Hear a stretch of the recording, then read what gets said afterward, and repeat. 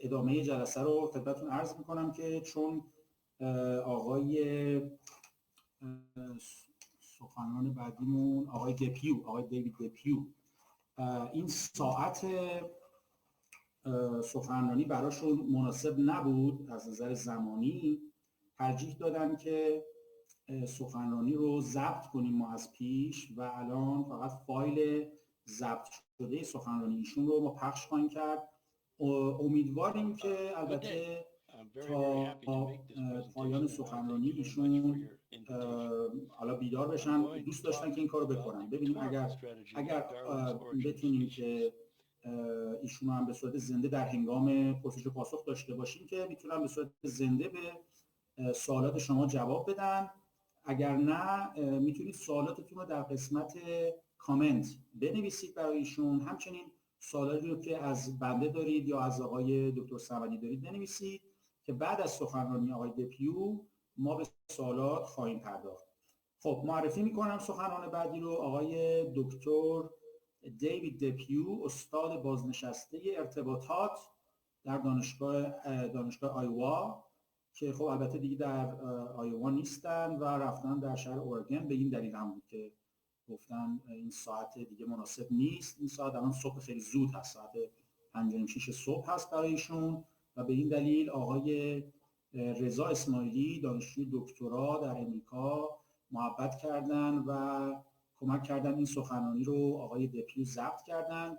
آقای رضا اسماعیلی همچنین کمک کردن و سخنرانی آقای فیلیپ اسلون رو هم ضبط کرده بودن که در صورت ایجاد مشکل در هنگام پخش بتونیم ما پخش شده سخنرانی رو خدمتتون ارائه کنیم که احتیاجی پیدا نکردیم دیروز. در هر صورت از آقای رضا اسماعیلی تشکر میکنیم. امیدواریم که دکتراشون رو با موفقیت تموم کنن و ما در خدمت خودشون هم باشیم در روزهای داروین سالهای بعد. من دیگه وقتتون نمیگیرم، توجهتون رو جلب میکنم به ارائه آقای دکتر دیوید دپیو با همین عنوانی که میبینید.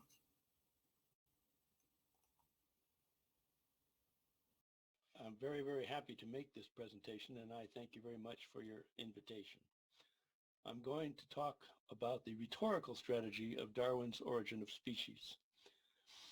So the first question is, what is rhetoric? So here's a definition. Rhetoric is discourse addressed to an audience by a speaker or a writer in response to a problematic situation that the speaker wants to change. Rhetoric, unlike other forms of discourse, makes very extensive use of metaphors and other figures of speech, and it makes appeals to emotion. For these reasons, it's often thought that rhetoric is merely decorative, but what I will be arguing, and is a common view in America, is that rhetoric is a kind of argumentation, and I'm going to try and apply that to Darwin's Origin of Species. So I'm going to discuss Darwin's Origins of Species in the light of the semi-field or subfield called Rhetoric of Science. Now, rhetorical analysis was developed in ancient times, in particular in Greece, in order to teach the art of political speech-making. But it can be applied to scientific inquiry. Here's a passage from Richard Whately in 1828 that says exactly that. Even the philosopher, by which he means scientist, the word scientist had not yet been invented, even the philosopher who undertakes to convey his notions to others assumes for the time being the character of advocates of the doctrines he maintains. And since he's going to be an advocate, or he or she assumes all of the apparatus of rhetorical argumentation. And my claim that I want you to bear in mind is that when rhetorical analysis is applied to scientific works, you can see things that you otherwise wouldn't see. Now, here's a little bit of a trick. I want you to distinguish between the actual Darwin, Darwin the person, and the textualized Darwin, who is the speaker of the book called Origin of Species. Now, it's a distinction I'm sure that you're familiar with. For instance, you know perfectly well that in a work of fiction, like a novel, you might have a male author and a female speaker, narrator. Or conversely, you might have a female author with a male speaker. It's a little bit of a trick to apply that to rhetoric of science, because you would naturally want to say that the speaker is in fact the historical Charles Darwin. But I want you to just make a thought experiment this way and look at it as if it were a novel where you're distinguishing between the textualized author and the actual author. So basically, the first line here says you have the Darwin on the left, who puts himself into the origin speaker. And when you have a text, it also not only has an implied speaker, it has an implied audience. And then outside of the implied audience is the real audience. So you have to think of a text as somewhat self-contained, just as a kind of thought experiment, because even though it's somewhat artificial, by doing this, you'll see things that you otherwise find it difficult to see. So in fact, over time, Darwin's real audience gave him lots of feedback after first publication of the Darwin in 1859, December 1859, which is the first edition. And they gave lots and lots, the real audience gave lots and lots of feedback, primarily in the 155 reviews and newspapers and learned journals. So now we have a representation of that. The real audience talks back to the real Darwin. And his responses to these objections and difficulties are contained in textual changes in the 6 revised editions, or 5 revised editions. There were 6 editions in total. So now we have a schema that says Darwin, the real Darwin, the implied author of editions 2 through 6, and the implied audience of each one. And since he is very concerned to deal with these objections, the 6th edition, which appeared in 1872, is almost twice as long as the first. And also, I want you to bear in mind, in the later editions, the voice of the implied author changes. Well, here is a picture of the young Charles Darwin. Bear that image in mind. That's younger than the man who wrote Origin of Species. That's taken about the time that he undertook the 5-year trip on the ship Beagle, a world tour, a biological tour. Took him to the Galapagos, South America, all kinds of places. Now, I want to back up here and give you some qualities, characteristics of the real Darwin.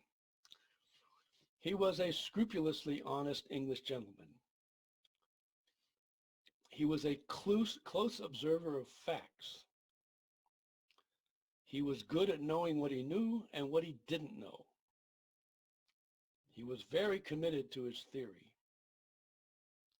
He was aware that his devout wife, Emma, worried about the effect of his belief in evolution on his salvation in the afterlife.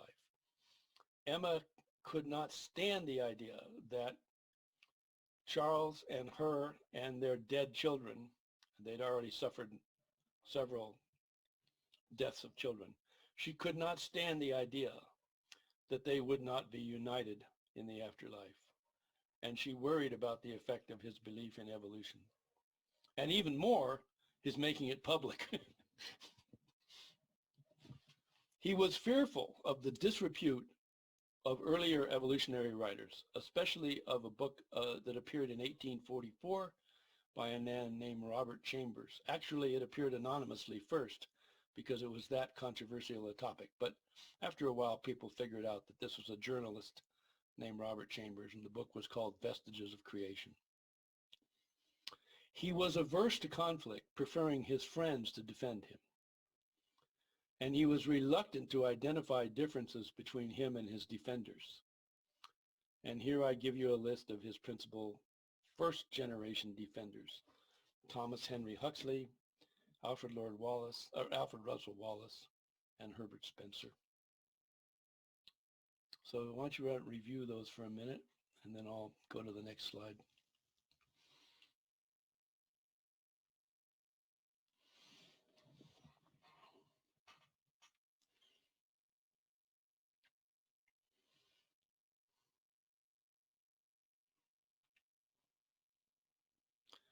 Now, we're going to turn to the characteristics of Darwin's implied audience.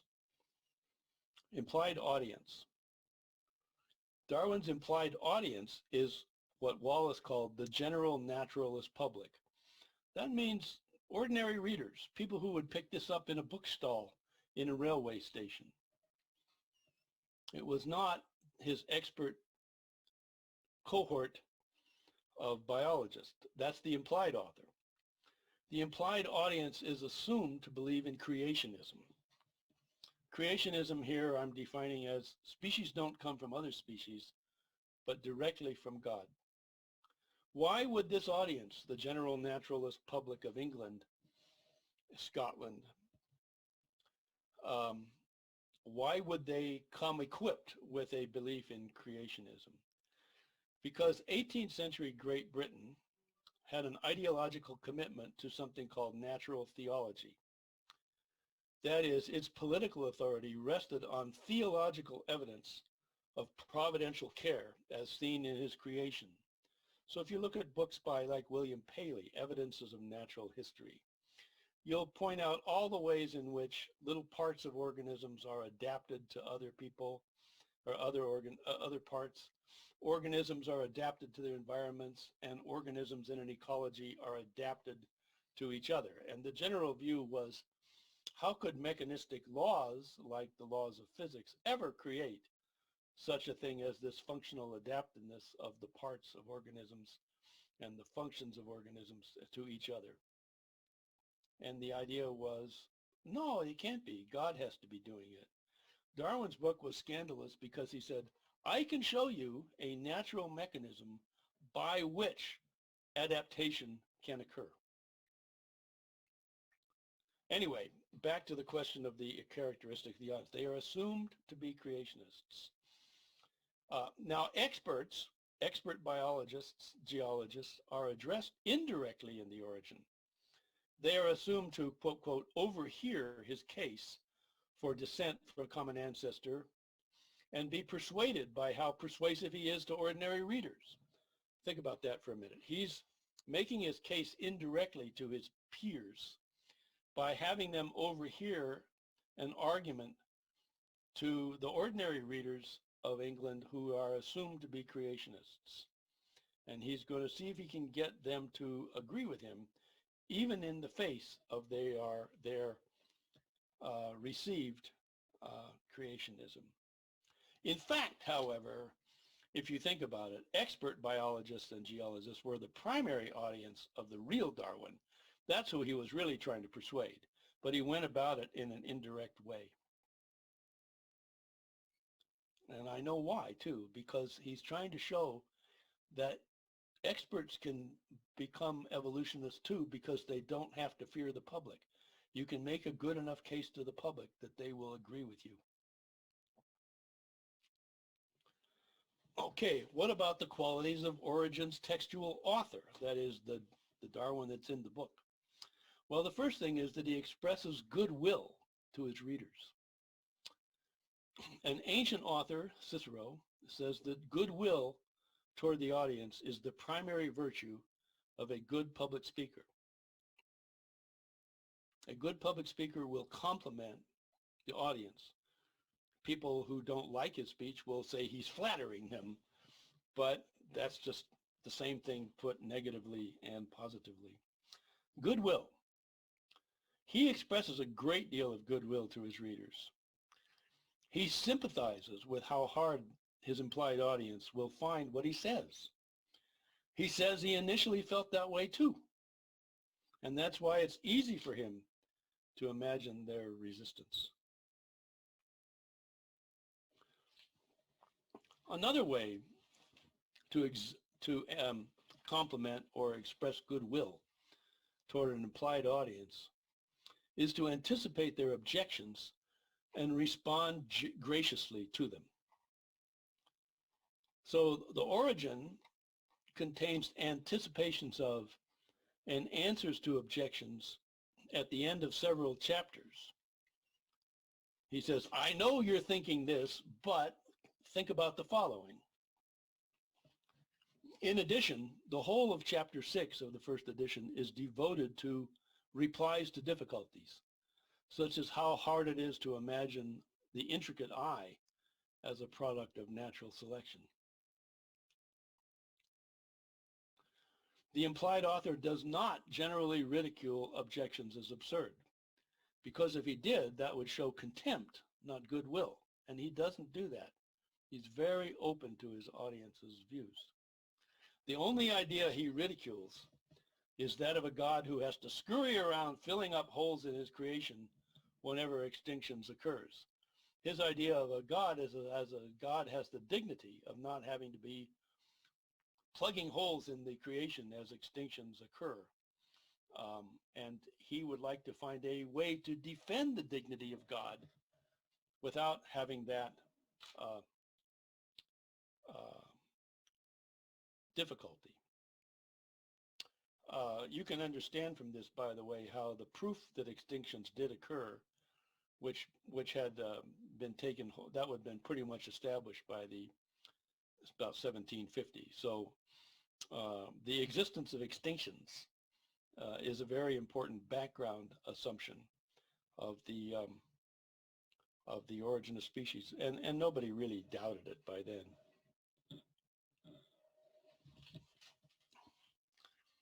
And this means, the slide is called Natural Selection is Sublime, that the speaker builds into his picture of natural selection the providential care for animals and plants, for human beings, and for the state. The speaker builds into his picture of natural selection the providential care that he knows that the implied author associates with God. In other words, he attributes to natural selection a property of God that he knows the audience attributes to God. And in order to explain this, I have to back up a second and make sure that everybody understands what natural selection is. Now, I know that there's been many talks before me that have focused on this idea, and you probably already know about natural selection before you even came to the conference. But anyway, what it means is the non-random transmission of heritable characteristics to successive generations. So the variations on which natural selection works are random. They occur by chance. They don't occur with an end in view. But they can be shaped by natural selection over periods of generations so that the organisms that result are better adapted to their environments. That's what I mean by natural selection, and I think that's what Darwin meant by natural selection. And here's a great famous passage from chapter 4 of The Origin that proves this, that this is what Darwin has in mind. And I'm going to read it slowly because it's written in Victorian English, which isn't the kind of style we use anymore. Man selects only for his own good. He's referring there to what breeders of plants and animals do. They always pick the best of the litter and then add that up generation after generation with some startling results. Look at the number of kinds of dogs there are. One species, all these different variations. Man selects only for his own good. Nature only for the good of the being which she tends. How fleeting the wishes and efforts of man. How short his time. And consequently, how poor will his products be compared with those accumulated by nature during whole geological periods. Daily and hourly, natural selection is scrutinizing every variation even the slightest, rejecting that which is bad and adding up all that is good. Beautiful passage. Now, if some of you know English well enough, you'll understand that there are echoes in this passage of biblical texts, of the language, the style that's used in the Bible. And they're not like quotes or anything. They're just the style of the King James translation of the Bible, which every Englishman knew pretty much by heart, large parts of it anyway. So he's trying, this implied author, he's trying to convince his implied audience that natural selection is, in a way, doing as good as God, if not better than God, in making species adapted to their environments and to each other. So my conclusion there at the end of this slide is comparing natural to artificial selection, that is plant and animal breeding, and expanding time a lot. Natural selection makes natural selection appear as sublime as the biblical God.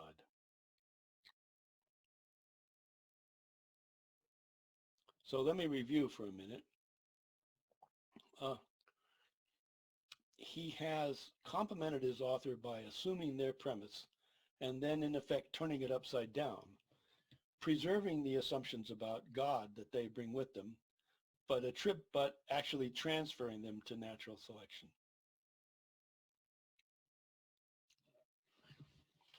So throughout the text, if you read it, the first edition, throughout the text, the implied author is slowly shifting the burden of proof from the quote, quote, ordinary doctrine, the creationist doctrine, to his own theory of natural selection.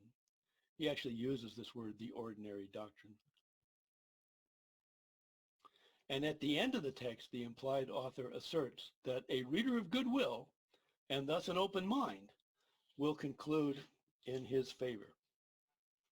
So that is the case that the author of the first edition of Natural Origin of Species makes to his audience. Now, we're going to go back to the real Darwin in connection to real readers. Darwin's defenders were very alert to an objection that they'd heard a lot, both from opponents of Darwin and from proponents of him, that natural selection implies a selector, and so is itself a disguised form of creationism, and so doesn't count as real natural science. Do you see the force of the objection? Every act of selection implies a selector, so that selector must be something analogous to God, or must be God. So it's a disguised form of creationism and doesn't really count as natural science. For this reason, Darwin's defenders urged him to replace natural selection with the term survival of the fittest, which I'm sure is a phrase that you've heard. At first he was very reluctant to do it, but in the last two editions, he half-heartedly complied. And I'm going to argue that there were big consequences of this. I'm going to argue that when natural selection is seen as the survival of the fittest, something is really lost. Competition within and between species, which Darwin says occurs all the time, he calls it the struggle for existence. When you see natural selection as survival of the fittest, it makes natural selection might look more pointless and less providential, more violent even, than in the first edition.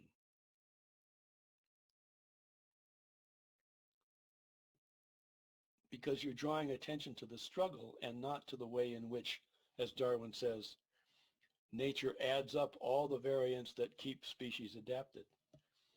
You're saying it's just struggle and extinction. So instead of defending the analogy between the reader's art and natural selection, Darwin now says that the metaphor can be replaced by literal descriptions of competition and selection, or actually in this case, elimination. So from that point of view, the elimination of the unfit rather than the continuous creation of the fit or adapted comes to the fore. And so one of the results of this shift in later editions, 5 and 6, is that Darwinism has had ever since to contend with this bloody, pointless, violent, and irreligious process, which was the very opposite of what he originally intended. And here I want you to bear in mind that he always thought that his defenders were arguing the same thing he was. And so he never said, back off, stop. We've got to go back to the analogy with breeders and look at this process positively. No, he just sat there and took it.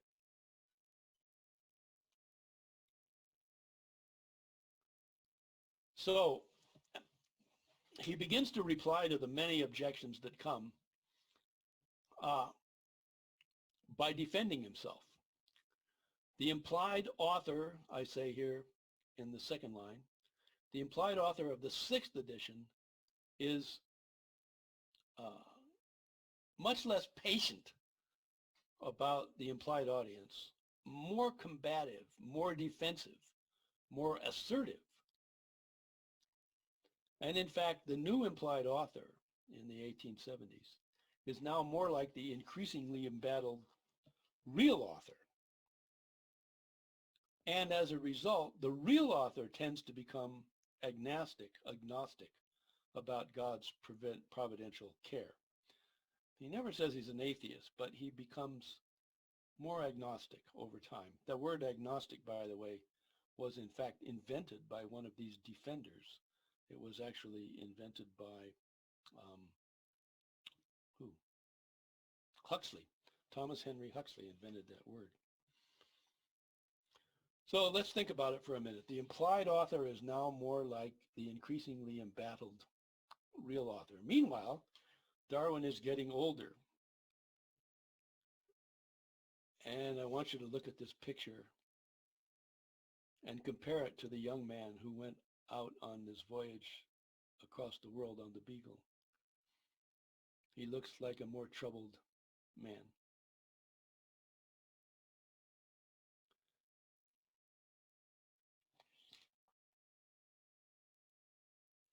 Here's my conclusion. The rhetoric of science approach to the text invites us to appreciate the fact that metaphors are not always replaceable without loss of meaning. If you do that, you're going to disturb your argument in big ways. So you shouldn't think of metaphors as decorative things that can be taken off of a discourse and replaced by other things. Sometimes you use metaphors that way to make things clearer to an audience. Physicists who have a very hard time explaining what they're doing are very fond of making up analogies and metaphors. But if you really look carefully in very important scientific texts, you'll find that the arguments actually are depending on the metaphor. And that if you take the metaphor out and replace it with literal descriptions of the processes, you lose something. You lose something essential to the argument. In fact, what you lose very often is the explanatory value of metaphors. For example, here's just one example. Darwin's metaphor of artificial selection, the analogy between artificial selection and natural selection, invites us to see that artificial selection, or the art of the breeder, is possible only because natural selection is operating in the background. So we know that artificial selectors picked the best of the litter, but that we didn't know why it worked. By understanding the theory of natural selection, you can understand why human beings can introduce such changes into wild type animals and plants and turning them into domestic ones over a period of time. I realize that in recent years, because of genetic technology, that time is being speeded way up. But it still, I don't think that makes any difference for the point. The breeder's art enables you to see things, the analogy enables you to see things that are very important to the natural selection. And they will also enable you to see something of the piety and the respect, almost the theism with which Darwin originally approached his task.